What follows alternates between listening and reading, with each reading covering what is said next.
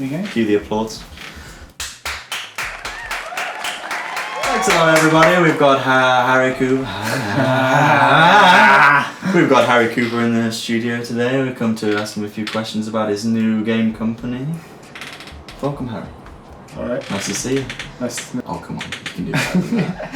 Hello, Jordan. You're so rigid. Loosen up. This is showbiz. It's going to be fun. Sit properly. Hello. How are you? Do you want a drink? Well, what do you got? Fun drink first, yeah. So, we've come to ask you a few questions about your game. Is that okay? Yeah, great. Ask away. Cool. So, I've got a forward. nicely written list here by an anonymous person. Yeah, I mean, you can go off piste. We can. Thanks. Sorry, That's nice to know, thanks. Keep that in mind. Don't have to do my job, piece of shit. So, just like a normal Mr. bill. Cooper, where did you get the idea for the game? The idea for the game came from an interest in spatial music. And That's interesting. in particular, ambisonic arrangements of music. Oh, and what's that? So ambisonic is, if you imagine 3D sound like you hear in everyday life, where you have audio sources coming from all areas, ambisonics is a mathematical reproduction of a sphere of sound around the listener's head, as opposed to stereo, which is just left channel, right channel. Okay. Now what binaural is, because we're on the topic of 3D sound, is the condensation of the 3D sphere of sound into a 2-channel input using HRTS. Wow, that's incredible. It is incredible. What was the initial question?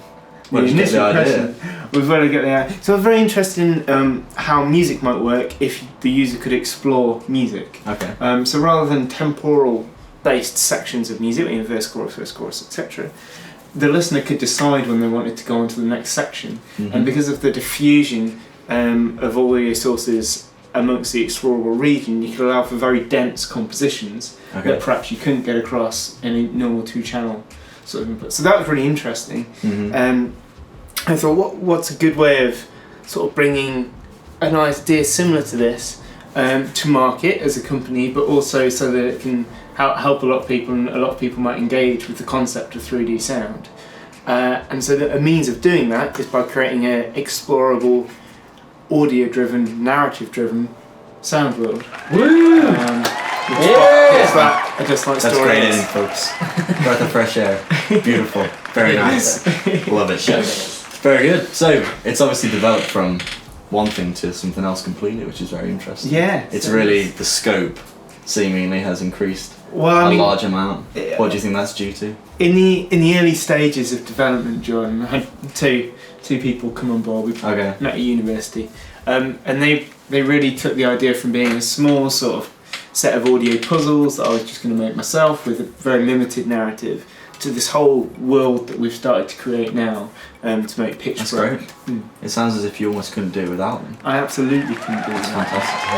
fantastic. Woo! Team! So, leading into that, the next question. What's the most fun game should be, man? Oh, I love the should be. That is a good question, Jordan, and I'd like to answer it with another question. Could you say that again, please? What's the most fun thing you've done as a team? Oh, as a team,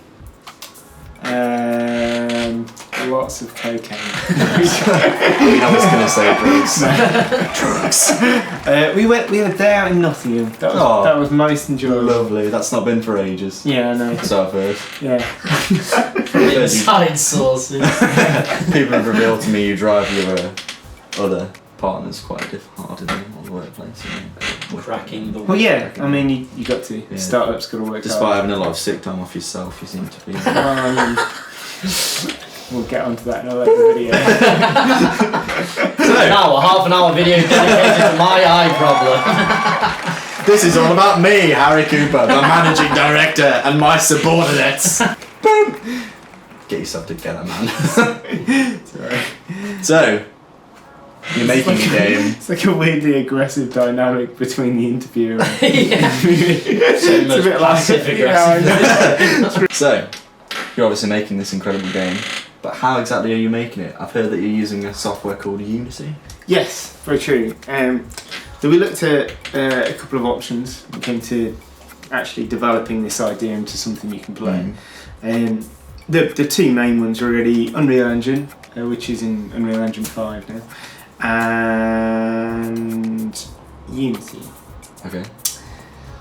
Unity we chose because of Unreal Engine's very accessible if you're trying to create a game with high graphical fidelity, but there is somewhat poorer documentation online, both official documentation and unofficial documentation from users. So there's less support, essentially. Yeah, absolutely. And therefore it's not as accessible, you'd say. Yeah, I mean, because I'm fairly new to the game development side of game development. Okay. You know the whole side, that is the whole thing. Yeah. The side of the thing.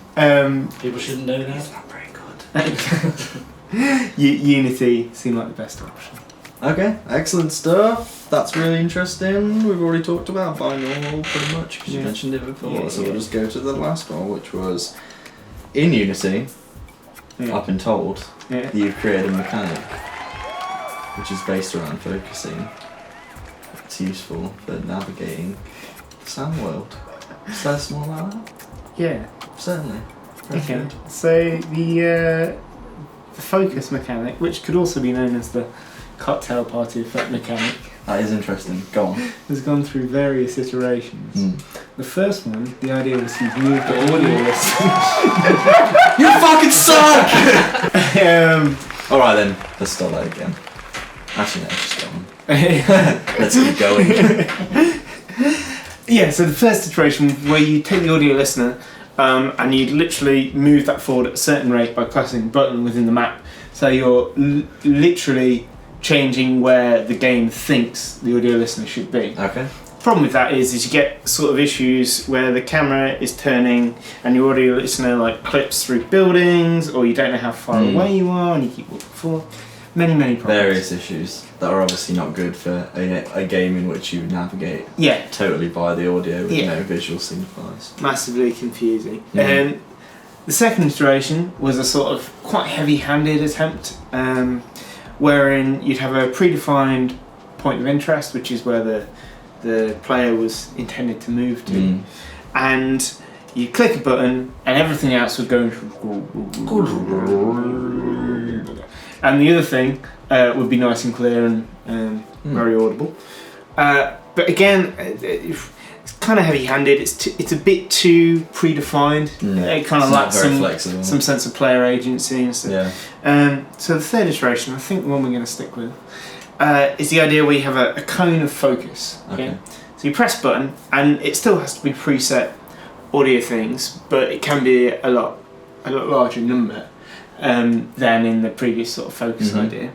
And as you look towards a particular point of interest, what happens is the volume of that is increased, and everything else does get a bit sort of murky. But then as you move away from it in a cone sort of way, the thing that was there then gets quieter, and you track over another point of interest, which gets raised in volume. So what the player can do is sort of as if they're kind of zooming around for the interesting bits, and they can move around like that, and everything pops in and out in terms of audibility as you circle. It would almost be as if they were focusing Exactly. on what they need. Yes. That's very useful. I do believe that's all we've got time for, however. It's a shame. We'll see you next time. Thank you very much for watching. See you later. Goodbye. It's been a good one.